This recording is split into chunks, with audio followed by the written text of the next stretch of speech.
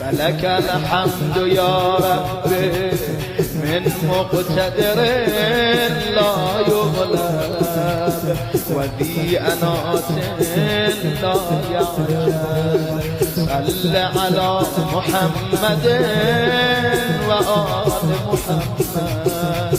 واجعلني لنعمائك من الشاكرين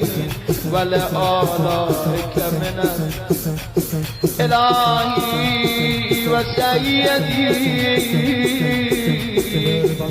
وكم من عبد أمسى وأصبح مغلولا مكبلا بالحديد بأيدي العتاة لا يرحمون فقيدا من أهله وولده منقطعا عن إخوانه وبلده يتوقع كل ساعة بأي قتلة يقتل وبأي مثلة يمثل به وأنا في عافية من ذلك كله فلك الحمد يا رب من مقتدر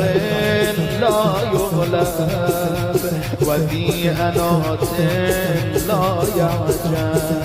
صل على محمد وآل محمد واجعلني لنعمائك من الشاكرين ولآلائك من الذاكرين إلهي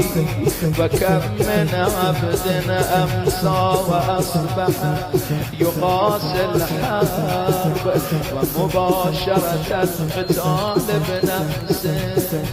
قد غشيته الأعداء من كل جانب بالسيوف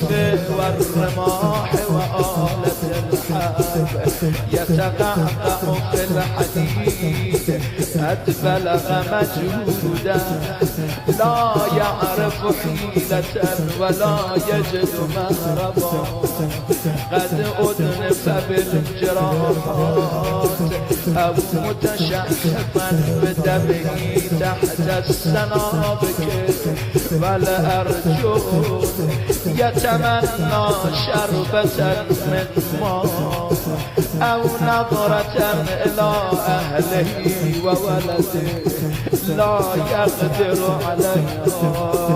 وأنا في عافية من ذلك كله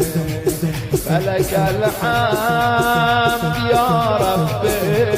من مقتدر لا يغلب وذي أنات لا يعجل صل على محمد وآله